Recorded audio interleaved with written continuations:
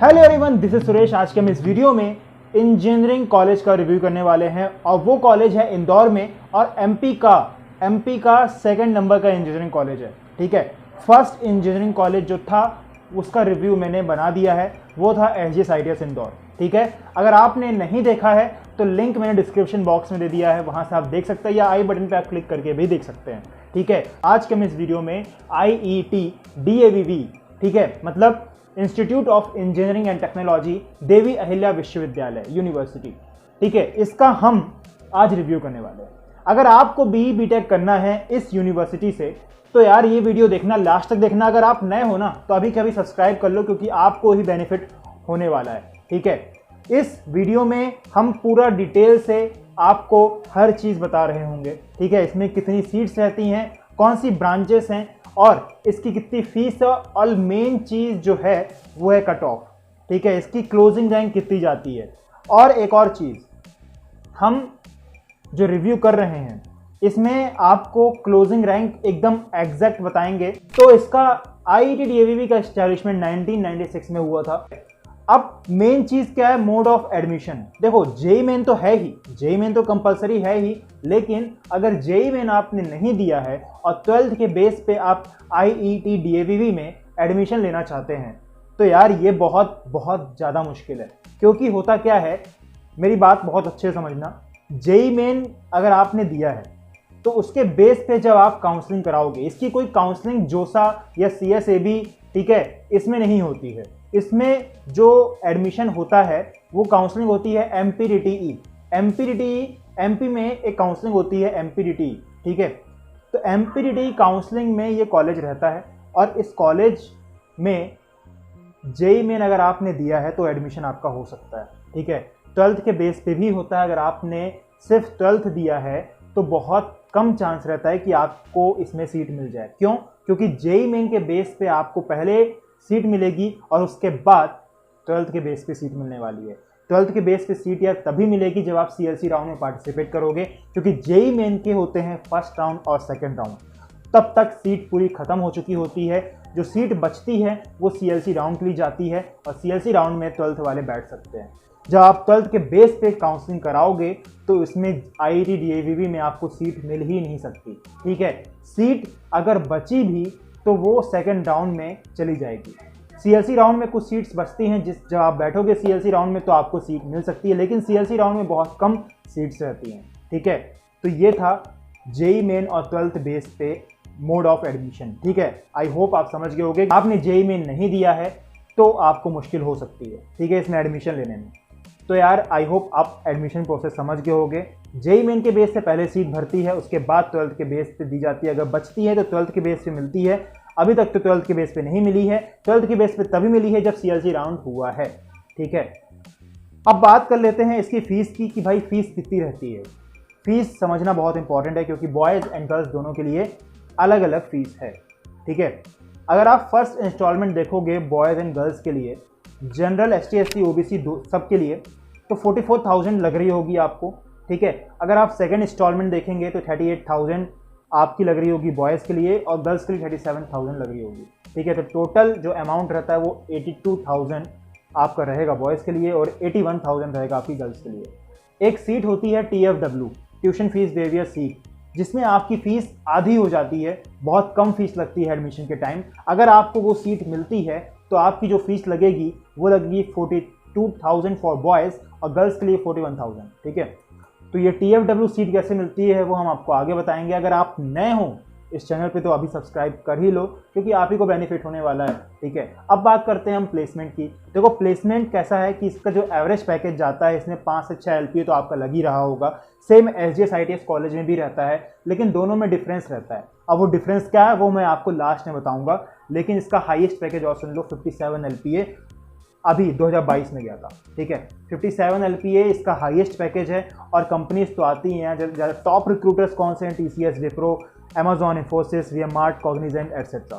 ठीक है, तो अब बात करते हैं हम कट ऑफ की। कट ऑफ से पहले हम बात कर लेते हैं हॉस्टल की, कि हॉस्टल आपको कितने मिलेंगे और इसमें कितनी फीस लग रही होगी हॉस्टल में। ठीक है, इस कॉलेज में आपको हॉस्टल 4 मिल रहे होंगे, जिसमें 3 बॉयज़ और 1 गर्ल्स का होगा। इसमें फीस जो लगेगी हॉस्टल की वो 20,000 पर ईयर लग रही होगी। ठीक है, आपकी 20,000 पर ईयर लग रही होगी। अब IIT DAVV के कट ऑफ की बात कर लेते हैं कि अगर आपको इस कॉलेज में एडमिशन चाहिए तो आपको कितने परसेंटाइल लगभग लाना पड़ेगा जिससे आपको इस कॉलेज में एडमिशन मिल सकता है।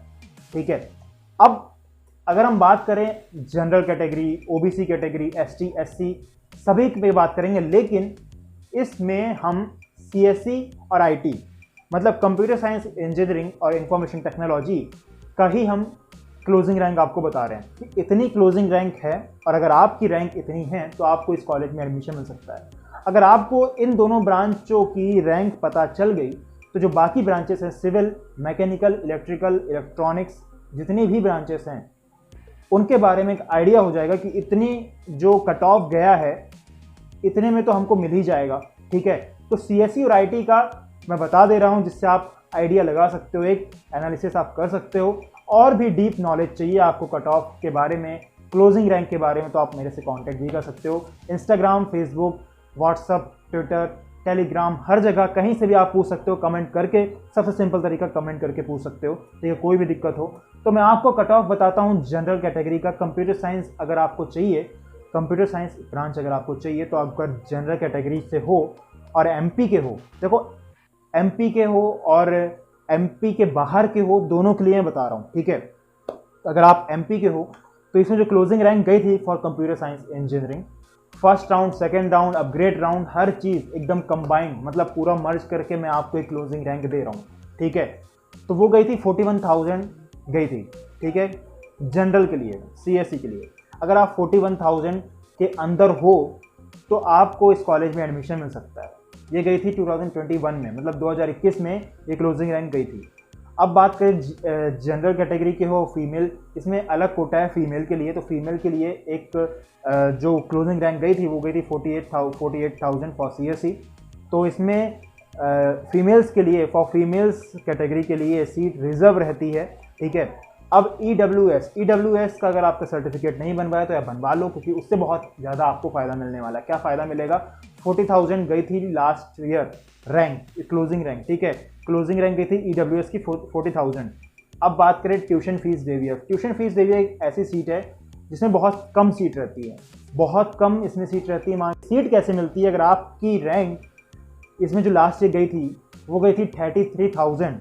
ठीक है, तो मतलब अगर आपके परसेंटाइल अच्छे आए हैं तभी आपको ये सीट मिल रही होगी।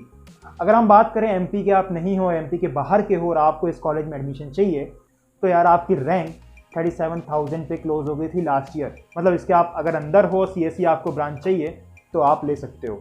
और बात बताना चाहते हैं हम कि अगर आप MP के नहीं हो और आप बाहर के हो तो आप जनरल कैटेगरी में ही काउंट होगे। ठीक है, आप अगर बाहर से MP में आ रहे हो तो आप वो जनरल कैटेगरी ही, आपकी सिर्फ एक ही कैटेगरी रहेगी, वो रहेगी जनरल, उसी से आपको सीट मिलेगी। तो वो एक ही रैंक वो 37,000 गई थी लास्ट ईयर। अब बात करते हैं अगर आप OBC के हो और कंप्यूटर साइंस ब्रांच चाहिए तो 44,000 गई थी लास्ट ईयर रैंक, और अगर आप फीमेल कोटा से हो तो 63,000 गई थी लास्ट ईयर। अब बात करते हैं SC कैटेगरी की, 1,58,000 गई थी closing rank for CSE। SC category female quota के लिए बात करें तो 2,54,000 गई थी। अब ST कैटेगरी है, ST कैटेगरी सबसे ज़्यादा फायदा ST कैटेगरी वालों को होता है। अगर आप ST कैटेगरी से हो तो आपको बहुत फ़ायदा होने वाला है। ठीक है, तो आप चॉइस फिलिंग जब करो तो यार बहुत ही सोच समझ के करना, नंबर 1 पे कौन सा कॉलेज रखना है, नंबर 2 पे कौन सा कॉलेज रखना है, नंबर 3 पे कौन सा कॉलेज रखना है, ये सब हम बताने वाले हैं। तो अगर आप नए हो तो अभी के अभी सब्सक्राइब करो। तो चॉइस फिलिंग जब आप करोगे, चॉइस फिलिंग कब होगी? ये होगी MPDT काउंसलिंग जब आप कराओगे तो उसमें चॉइस फिलिंग करनी पड़ेगी, और नंबर 1, नंबर 2, नंबर 3 पे आपको कॉलेज रखने होंगे। जो नंबर 1 पे भरोगे वो ज़्यादा मिलने के चांसेस रहेंगे। ठीक है, मतलब वो कॉलेज पहले मिलेगा अगर आप उसके लिए एलिजिबल हो तो।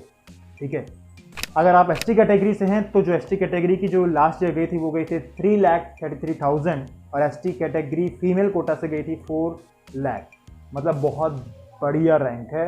अगर आप हो तो आपका एडमिशन तो यार हो ही जाएगा, आप क्या ही कर सकते हो। ठीक है, अब IT ब्रांच, अगर आपको IT ब्रांच चाहिए, CSE का तो हो गया, अब IT ब्रांच जनरल कैटेगरी से हो तो 53,000 क्लोजिंग रैंक गई थी लास्ट ईयर। ठीक है, अब जनरल कैटेगरी फीमेल कोटा से हो तो 57,000 आपकी गई थी लास्ट ईयर। अगर आप एमपी के बाहर के हो तो 39,000 गई थी, और TFW अगर आप सीट चाहिए तो 44,000 फॉर IT ब्रांच के लिए गई थी। ठीक है, अब EWS के हो, EWS से अगर आपको सीट चाहिए तो 51,000 इसकी लास्ट ईयर रैंक गई थी, 51,000 पे क्लोज हो गया था। अगर आप OBC कैटेगरी से हो और IT ब्रांच चाहिए तो 52,000 लास्ट ईयर गई थी, और फीमेल कैटेगरी के लिए 69,000 पे क्लोज हो गई थी। ठीक है, ये रैंक है। अगर आप इसके अंदर भी हो तो यार आपको कॉलेज मिलना ईजी है। ठीक है, आपको मिल सकता है।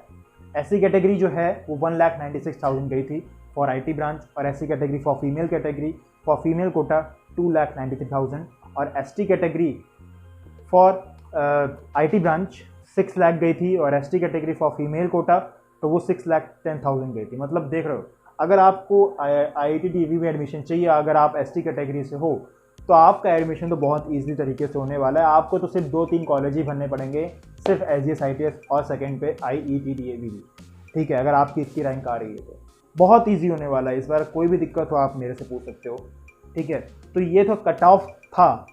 अब मैंने सिर्फ CSE और IT ब्रांच का ही बताया है, उसके बाद का क्यों नहीं बताया, क्योंकि जैसे कि आपको पता है कि 50 हज़ार तो CSE ब्रांच वालों की जा रही है।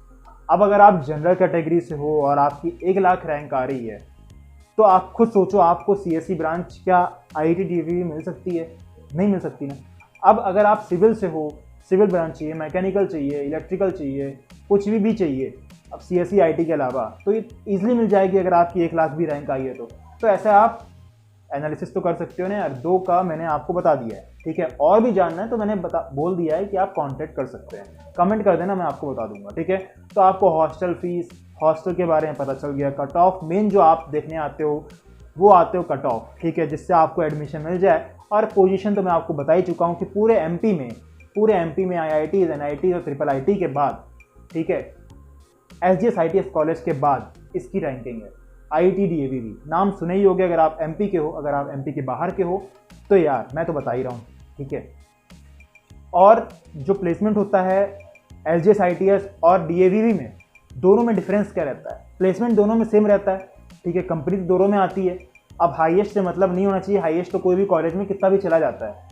ठीक है, मेन डिपेंड जो रहता है कॉलेज वो फैकल्टी, ठीक है, और बहुत सारी एक्टिविटी, एक्स्ट्रा एक्टिविटीज़ के ऊपर डिपेंड करता है। मेन प्लेसमेंट के ऊपर डिपेंड नहीं करता। प्लेसमेंट तो कोई लोअर कॉलेज भी हो तो उसमें भी कंपनी आती है और प्लेसमेंट तो हो ही जाता है। ठीक है, एवरेज पैकेज से मतलब है इस कॉलेज में एवरेज पैकेज भी आपका 5 से 6 लग रहा है, और आगे जाके बढ़ के 6 से 7 या 7 से 8 भी हो सकता है। तो पैकेज से मतलब ये है कि आप number of student for placement बहुत ज़्यादा हैं। ठीक है, मतलब जो प्लेसमेंट हो रहे हैं, जो स्टूडेंट्स प्लेस हो रहे हैं वो बहुत ज़्यादा रहते हैं इन कॉलेजेस से। और इंडस्ट्रीज़ जो ये इंदौर है वहाँ कंपनी तो आती ही है। ठीक है, वहाँ इंडस्ट्रीज़ है ऑलरेडी। अगर आपको प्लेसमेंट चाहिए और ये कॉलेजेस में एडमिशन चाहिए तो यार इन कॉलेजों में कोई शक नहीं है, बहुत बढ़िया कॉलेजेस हैं। अगर आप MP के हो तो आप जानते ही हो, नहीं हो तो मैं बता रहा हूँ। ठीक है, तो ये था IET DAVV, मतलब देवी अहिल्या विश्वविद्यालय। बहुत बढ़िया कॉलेज। अगर आपको कॉलेज का इंफ्रास्ट्रक्चर देखना है, आखिर कॉलेज दिखता कैसा है, तो आप जाओ। अगर आप MP के हो तो यार अभी चले जाओ, देखाओ। ठीक है, अगर आपको इसमें एडमिशन चाहिए, और आपको मेन दिक्कत कहाँ आएगी? एडमिशन में ही दिक्कत आएगी, क्योंकि आपके मान के चलो परसेंटाइल नहीं आए, इतनी रैंक नहीं आई। और जो मैं ये रैंक बताया हूँ वो CRL रैंक बताया हूँ, कोई कैटेगरी रैंक नहीं बताया हूँ। ठीक है, कैटेगरी रैंक लिख के आती है ना JEE मेन स्कोर कार्ड में कि OBC category rank, general, ST SC, है ना, तो वो नहीं है, ये CRL रैंक है। CRL रैंक के बेस पे ही आपको इसमें एडमिशन मिलता है। अब एक और बात है कि MPDT काउंसलिंग में जब आप एडमिशन कराओगे, मतलब जब काउंसलिंग होगी आपकी, तो सबसे पहले 2 राउंड होते हैं। उसमें आपको चॉइस फिलिंग करनी पड़ेगी, रजिस्ट्रेशन, देन उसके बाद चॉइस फिलिंग। तो बहुत सारी प्रोसेस रहती हैं, बहुत सारी चीज़, मतलब बहुत ऐसी चीज़ें रहती हैं जो कोई बता सकता है, लेकिन अगर आपको समझ में नहीं आया, कोई दिक्कत आ जाए, तो उसके लिए आपको इस YouTube चैनल पे तो यार हेल्प मिलेगी ही मिलेगी। इसलिए बोल रहा हूँ, कॉलेज रिव्यूज़ के साथ आपको काउंसलिंग में भी आगे जाके हेल्प होगी। अब ये काउंसलिंग कब होगी? JEE मेन का जब रिजल्ट आ जाएगा उसके बाद काउंसलिंग स्टार्ट हो जाएगी। ठीक है, तो काउंसलिंग में आपकी हेल्प होने वाली, जिससे आपको बेनिफिट ही होगा। तो यार अगर आप नए हो ना तो अभी कभी सब्सक्राइब कर ही लो।